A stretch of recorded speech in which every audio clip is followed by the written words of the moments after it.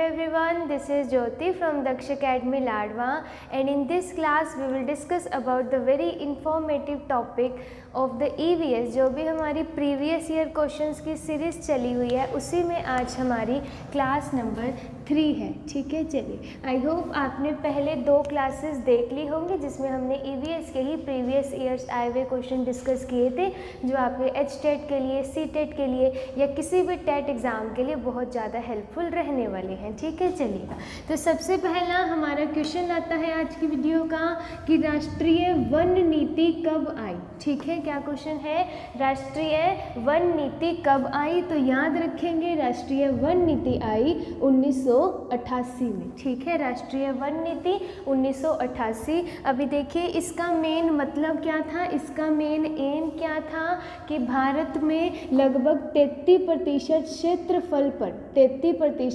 क्षेत्रफल पर वन होने चाहिए। ये इनका मकसद था राष्ट्रीय वन नीति का कि लगभग 33% क्षेत्रफल पर वन होने चाहिए। लेकिन अभी भारत में लगभग कितने प्रतिशत क्षेत्रफल पर वन है? तो 21%। ठीक है, उसके बाद यहाँ से एक और क्वेश्चन याद रखेंगे, अगर वनों की बात है तो भारत में सबसे ज़्यादा वन कहाँ पर पाए जाते हैं या वनों की नगरी किसको कहा जाता है? अगर मैं बात करूँ एरिया वाइज, ठीक है, वनों की नगरी किसको कहा जाता है एरिया वाइज? तो आपका आंसर आ जाएगा मध्य प्रदेश। ठीक है, क्या आंसर आ जाएगा?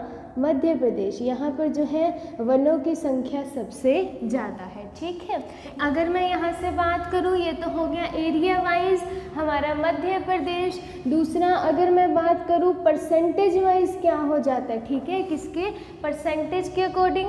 तो 2 याद रखेंगे, या तो आपका लक्षद्वीप नहीं तो मिज़ोरम, इन दोनों में से आपको आंसर मिल जाएगा। अगर यूटी पूछे तो लक्षद्वीप, नहीं तो आपका क्या आ जाता है मिज़ोरम। ठीक है, चलिए नेक्स्ट क्वेश्चन आता है हमारा कि विश्व वन दिवस कब मनाया जाता है। ठीक है, बहुत इंपॉर्टेंट क्वेश्चन है, काफ़ी बार एग्जाम में रिपीटेड है। विश्व वन दिवस कब मनाया जाता है? तो याद रखेंगे विश्व वन दिवस मनाया जाता है 21 मार्च को। ठीक है, कब मनाया जाता है? 21 मार्च को। बाकी की अगर मैं डेट्स की बात करूं तो देखिए जैसे हमने लिखा 22 अप्रैल, तो इस दिन आपका क्या मनाया जाता है? विश्व पृथ्वी दिवस। ठीक है, 22 अप्रैल को क्या मनाया जाता है? विश्व पृथ्वी दिवस। अगर मैं बात करूं 22 मार्च की, तो इस दिन मनाया जाता है विश्व जल दिवस।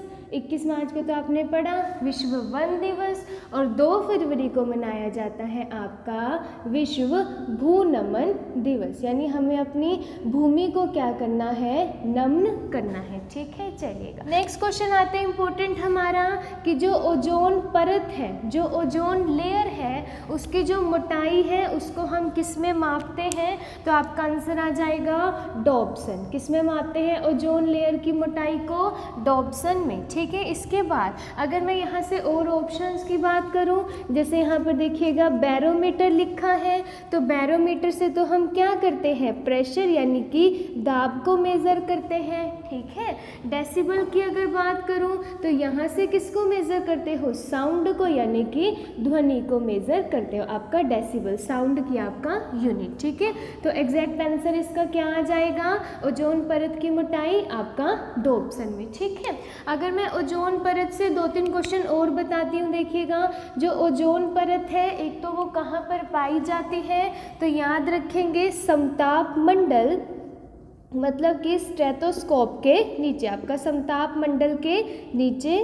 ठीक है, जो एटमॉस्फेयर की 4-5 लेयर है उसमें जो समताप मंडल है उसके नीचे। और ओजोन परत से याद रखेंगे कि ओजोन परत को बचाने के लिए एक समझौता चलाया गया था। क्या नाम था उस समझौते का?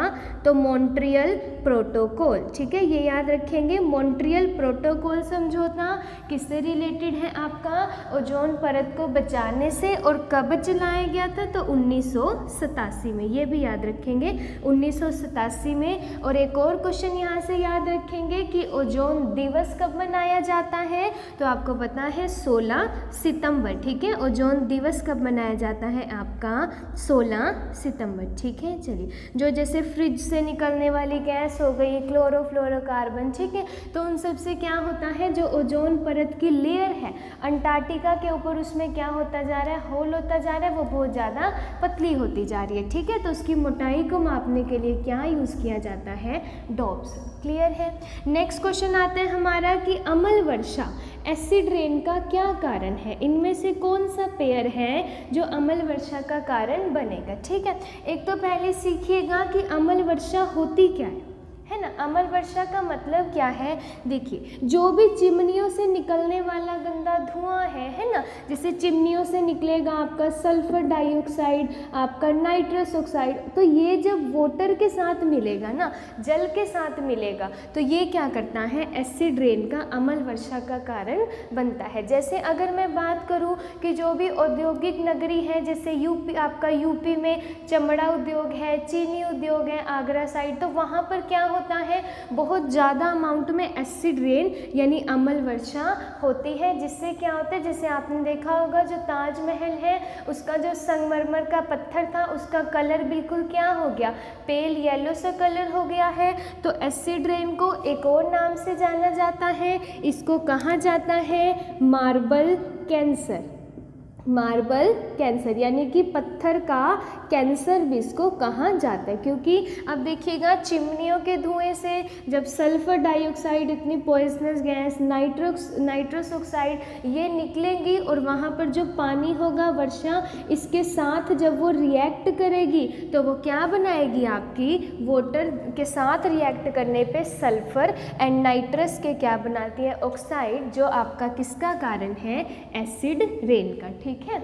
एक और क्वेश्चन यहाँ से याद रखेंगे, इसकी ना पीएच पूछ लेते हैं, एसिड रेन की पीएच तो याद रखेंगे दैट इज 5.6, कितनी है, 5.6, मतलब that is the slightly acidic, थोड़ा सा कैसा है ये, एसिडिक है, ठीक है। चलिए समझ में आ जाएगा अम्ल वर्षा का क्या कारण है, कि जब चिमनियों से निकलने वाला धुआं जैसे sulphur dioxide, nitrous oxide water के साथ मिलेगा तो वो अम्ल वर्षा का कारण बनेगा। और जहाँ औद्योगिक नगरी है, जैसे आपका दिल्ली साइड, यूपी साइड, जहाँ चिमनियों से गंदा धुआं निकलेगा वहाँ पर एसिड रेन होने का खतरा ज़्यादा है, ठीक है। चलिए कि tiger man of India, tiger man of India ये किसको कहा जाता है, तो नाम याद रखेंगे कैलाश सांथाल, किसको कहा जाता है, कैलाश सांथाल, ठीक है। चलिए तो next question very very important कि एनजीटी की स्थापना कब की गई, तो एनजीटी, एक तो एनजीटी की फुल फॉर्म याद रखेंगे, बेहद इंपॉर्टेंट है। एनजीटी की फुल फॉर्म आपकी हो जाती है national green tribunal, national green tribunal, English में इसको एज इट इज़ याद रखेंगे, नेशनल ग्रीन ट्रिब्यूनल, ठीक है। नेशनल ग्रीन ट्रिब्यूनल क्या करती है, हमारे पर्यावरण को बचाने के लिए जो भी संस्था है या हमारे पर्यावरण को बचाने के लिए वर्तमान में जो संस्था काम कर रही है तो वो आपकी कौन है, एनजीटी, इसीलिए ये बहुत ही इम्पोर्टेंट हो जाता है। और इसकी स्थापना कब हुई, तो आपका 18 अक्टूबर 2010, ये डेट भी एज इट इज़ याद रखेंगे, 18 अक्टूबर 2010 को एनजीटी की स्थापना हुई, जो वर्तमान में पर्यावरण को बचाने के लिए काम कर रही है, ठीक है। चलिएगा नेक्स्ट क्वेश्चन आता है हमारा कि ये एक आपका ईवीएस का क्वेश्चन देखिएगा कि एक व्यक्ति के भोजन में सिर्फ दूध, अंडा, रोटी दी जाती है तो उसमें किस विटामिन की कमी हो जाएगी, ठीक है। तो याद रखेंगे उसमें आपका विटामिन सी की कमी हो जाएगी, ठीक है, क्योंकि उसका जो फूड है उसमें कोई भी खट्टा फल फ्रूट या सिट्रस फ्रूट नहीं है, जिसकी वजह से विटामिन सी की कमी हो जाएगी, ठीक है। बाकी हमने विटामिन की पूरी वीडियो डिटेल में बना रखी है, पूरा चैप्टर बना रखे हैं, आप वहाँ से इसको देख लीजिएगा, ठीक है। बाकी देखिएगा जैसे विटामिन सी है, अगर उसकी कमी हो जाती है तो वहाँ से व्यक्ति को स्कर्वी रोग भी हो जाता है, ठीक है। चलिए अगर विटामिन ए की कमी होती है तो उससे रतौंधी रोग हो जाएगा यानी आई रिलेटेड डिसीज। अगर बी की कमी होती है तो बेरी मतलब भूख कम लगना, चक्कर आना या मांसपेशियों संबंधी बीमारी। और विटामिन डी से क्या हो जाता है आपका रिकेट्स, जिससे चलने फिरने में क्या होती है दिक्कत, रिकेट्स छोटे बच्चों में और ऑस्टोमलेशिया वगैरह कड़ों में, ठीक है, जिसमें हड्डियाँ क्या होती हैं, मुड़ जाती हैं, ठीक है। तो correct answer is the vitamin C. तो हमारी डाइट में सिट्रस फ्रूट्स का या एक आंवला भी खा लें तो वो भी काफ़ी ज़्यादा हेल्पफुल है, ठीक है, चलेगा। नेक्स्ट क्वेश्चन आता है कि जो नींबू है वो साधारण पानी में तो डूब जाता है, लेकिन नमकीन पानी में, मतलब कि अगर कोई सॉल्टी वाटर है उसमें वह तैरता रहता है। तो एग्जैक्ट आंसर आ जाएगा, क्यों? क्योंकि जो नमकीन पानी होता है ना, उसकी जो डेंसिटी है, उसका जो घनत्व है, वो सादे पानी की बजाय क्या होता है, अधिक होता है, इसीलिए वहाँ पर आपका जो ये नींबू होता है वो तैरता रहता है, ठीक है। यहाँ से ना एक और क्वेश्चन सीखिएगा। क्या क्वेश्चन सीखोगे कि एक ना डेड सी आता है। क्या आता है? डेड सी। आपने सुना होगा कि अगर कोई व्यक्ति जैसे पानी में डूब गया या नदी में डूब गया तो थोड़े टाइम बाद तक तो वो नीचे डूबता है, फिर वो ऊपर आता है ना। लेकिन डेड सी आपका यह एक ऐसा सी है जिसमें जो व्यक्ति है ना वो डूबता ही नहीं है, ठीक है। क्यों? क्योंकि इसमें लगभग 1 लीटर वाटर में 300 ग्राम तक सोल्ट पाया जाता है। 1 लीटर पानी में 300 ग्राम तक सोल्ट पाया जाता है। तो डेड सी करके याद रखेंगे। या एक चीज़ और सीख लीजिए, जहाँ भी आपका सेलाइन वाटर है या नमकीन पानी है, वहाँ पर कोई भी चीज़ है वो क्या करेगी, फ्लोट करेगी, क्या करेगी, उसके ऊपर तैरेगी, ठीक है, चलिएगा, समझ में आ जाएगा। तो नमकीन पानी का घनत्व यानी जो डेंसिटी है वो सादे पानी की डेंसिटी की बजाय क्या होती है, ज़्यादा होती है, ठीक है। चलिए नेक्स्ट क्वेश्चन आता है आपका कि जो लोहे की कील है, देखिए सेम क्वेश्चन हो जाएगा कि जो लोहे की कील है वो पारे में तैरती है, मतलब कि मरकरी में आपका तैरती है, फ्लोट करती है, लेकिन पानी में डूब जाती है। तो उसका भी क्या रीज़न है? क्योंकि जो पारे का घनत्व है वो पानी के घनत्व से क्या हो जाएगा, आपका ज़्यादा हो जाएगा, ठीक है, चलिएगा। यहाँ से पारे से एक और क्वेश्चन याद रखेंगे, वेरी वेरी इंपॉर्टेंट। एक तो जो पारा है, मरकरी है, वो आपका क्या है, एकमात्र लिक्विड मेटल है, एकमात्र लिक्विड मेटल है, यानी कि द्रव धातु है। बाकी जितनी धातुएं होती हैं, मेटल्स होती हैं, वो सभी क्या होती हैं, आपके सॉलिड फॉर्म में पाई जाती हैं। लेकिन आपका लिक्विड जो आपका जो मरकरी पारा है वह किस स्टेट में पाई जाती है, आपका लिक्विड फॉर्म में पाई जाती है, ठीक है। चलिए एक और यहाँ से क्वेश्चन याद रखेंगे कि जो पारा है अगर उसकी अधिकता हो जाए, ठीक है, पारा अगर आप ज़्यादा अमाउंट में ले लेते हो तो उससे कौन सी डिसीज़ हो जाती है, तो याद रखेंगे मिनी माता, ठीक है। पारे की अधिकता से कौन सी डिसीज़ हो जाती है, मिनी माता। चलिए इतना समझ में आ जाएगा, ये पारे से क्वेश्चन याद रखिएगा। नेक्स्ट एंड लास्ट क्वेश्चन आता है हमारा कि जल में कैडमियम की